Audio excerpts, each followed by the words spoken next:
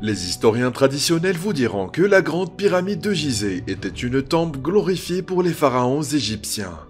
Le seul monument restant des 7 premières merveilles du monde.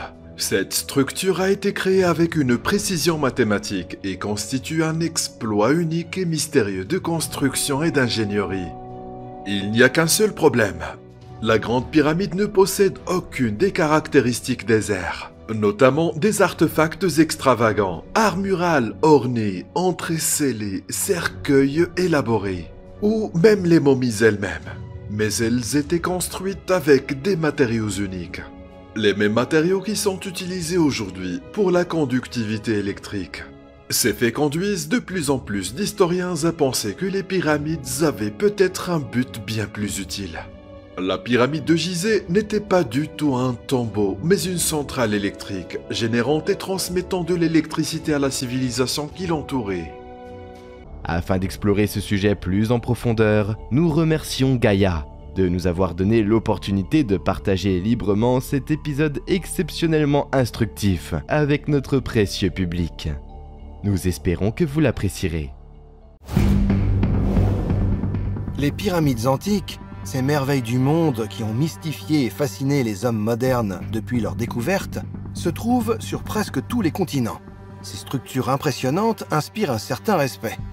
Mais ces œuvres monumentales des civilisations antiques sont-elles de pure création humaine, ou bien auraient-elles nécessité une technologie qui ne vient pas de notre monde? Le mystère des pyramides transcende les époques, les civilisations et les cultures. 80 000 pyramides recensées sur Terre à ce jour. Jusqu'ici, nous avons considéré les pyramides comme les tombes des pharaons ou comme des lieux cérémoniels. C'est une grosse erreur. Quels sont les secrets que renferment ces structures antiques? Même au vu de notre connaissance actuelle de l'histoire de l'humanité, la création et le rôle de beaucoup de pyramides antiques restent aussi insaisissables que stupéfiantes. Il semblerait qu'il y ait un lien étroit avec l'idée d'un code antique qui se trouverait dans la Grande Pyramide. Ça se joue à l'intérieur de la géométrie. Pas seulement de la pyramide elle-même, mais dans sa relation avec les autres pyramides du plateau de Gizeh. Rien n'a été fait par hasard. Tout a été parfaitement pensé et conçu. De toutes les pyramides que nous redécouvrons aujourd'hui aux 4 coins du globe, personne n'a abordé la question de ce qui les unit.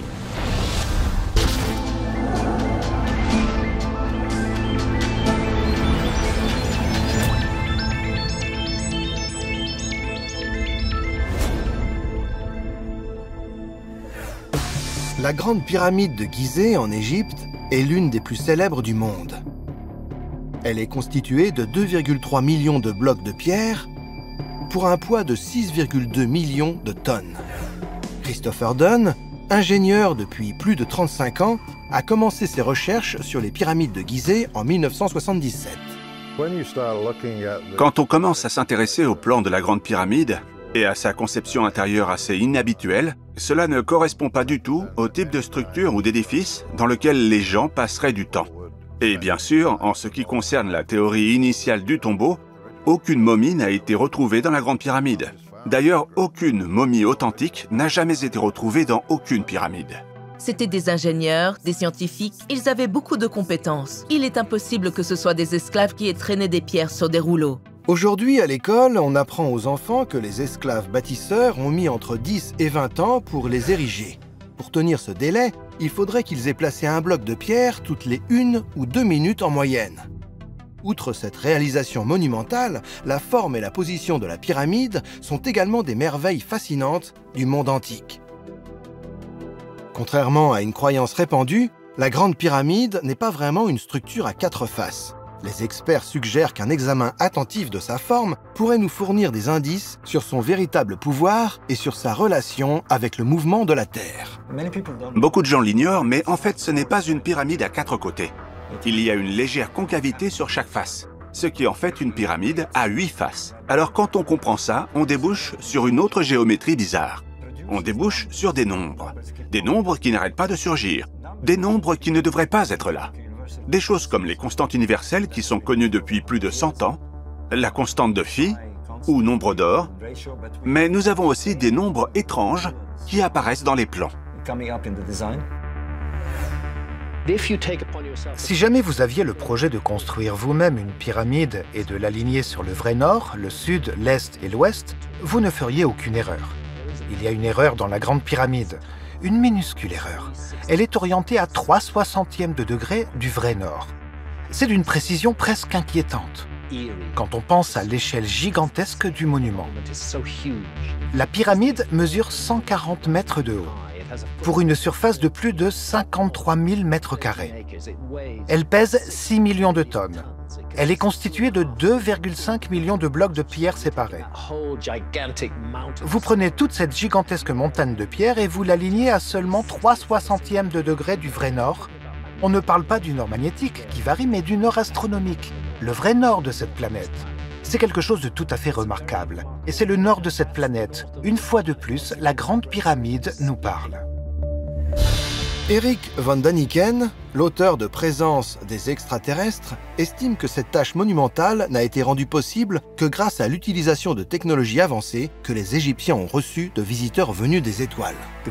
La Grande Pyramide est l'un des miracles de ce monde. C'est pour ça que les questions fusent. Qui l'a construite? Pourquoi? Dans quel but exactement? Je répète à nouveau que, pour moi, ils ont fait ça pour les dieux. Et les dieux, bien sûr, étaient des visiteurs venus d'un autre monde. Ils ont appris à nos ancêtres des techniques astronomiques et mathématiques. La pyramide a été construite à l'aide d'une technologie qu'Enoch avait apprise des extraterrestres. La planification technique vient des extraterrestres. Certains des outils utilisés viennent des extraterrestres. Le sale boulot, c'est nous, les humains, qui l'avons fait. Mathias Di Stefano, qui se souvient avec précision de ses vies antérieures, défend un autre point de vue sur la création des pyramides et leur possible origine extraterrestre. Les pyramides relèvent de technologies antiques qui ne sont pas propres à cette planète. Sur beaucoup d'autres planètes, on construisait ces édifices parce qu'ils représentaient un moyen physique pour nous connecter aux 9 dimensions. Les pyramides étaient structurées et érigées par la musique, par le son. Ces structures ont été entièrement construites par vibration et par fréquence. Et des êtres venus de Sirius sont venus nous aider à les ériger. Mais il n'y avait pas de bateau pour acheminer les pierres. Il y avait simplement des outils électromagnétiques afin de pouvoir utiliser l'eau via le magnétisme pour déplacer les pierres et ensuite les hisser jusqu'aux différents niveaux, toujours grâce à la vibration de ces formes musicales. Les pyramides du monde entier fonctionnent comme un immense réseau informatique. Toutes les pyramides dans le monde sont alignées. Et ce que l'on constate, c'est que la Terre reflète les portails des Pléiades, d'Orion et de Sirius. Et les pyramides s'alignent pour que l'énergie du Soleil puisse toujours entrer à l'intérieur de notre planète et continuer à circuler pour activer toute la machine.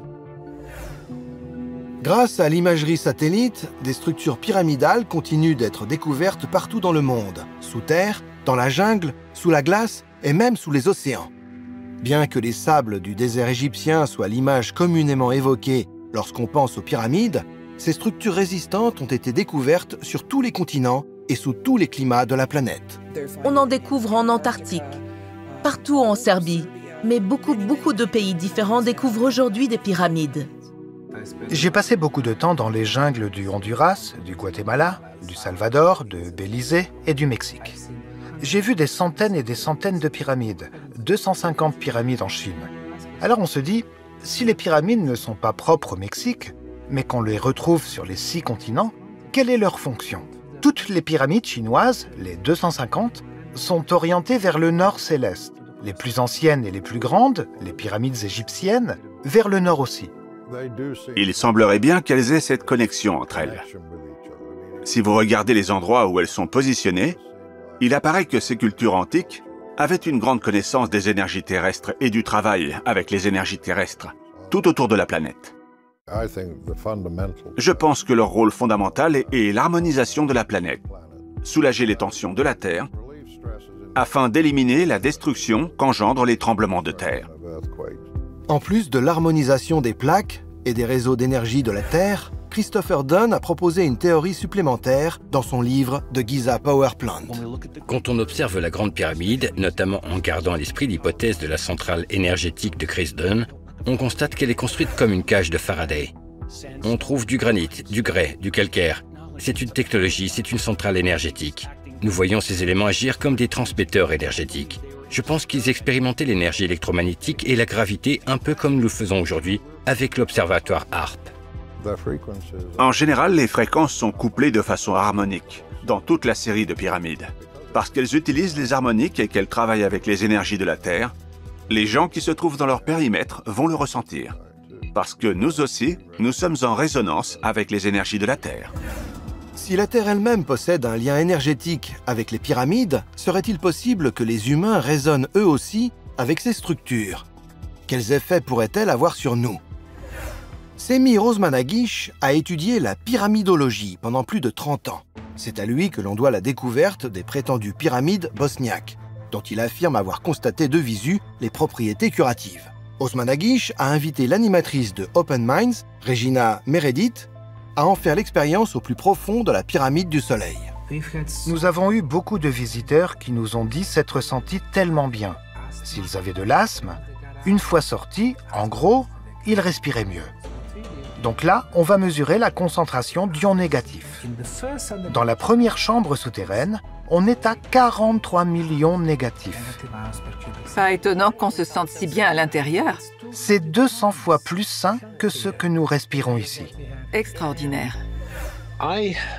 Cela fait longtemps que je soutiens l'idée selon laquelle le concept central des pyramides d'Égypte, et je pense que c'est le cas partout dans le monde, a pour fonction la transformation de la conscience humaine. Quelle que soit la nature de la Grande Pyramide, elle est assurément un instrument qui agit sur la conscience humaine. Dans le monde antique, rien n'est jamais une seule et unique chose. La pyramide est polyvalente, multidimensionnelle, multifacette. Beaucoup de choses s'y sont passées parce que c'est une technologie très sophistiquée. Et donc oui, une centrale énergétique, oui, générer de l'énergie, oui, stabiliser la planète, connecter le réseau terrestre. Nous avons simplement besoin de nous préparer à de nouvelles découvertes. Alors seulement il y aura de l'espoir pour nous. Il est clair que les pyramides avaient une signification profonde pour les civilisations antiques. Les indices suggèrent que ces structures auraient rempli des rôles divers, depuis celui de centrale électrique jusqu'à celui de portail. En perçant les secrets des pyramides, nous pourrions ouvrir la porte à un univers entier de possibilités.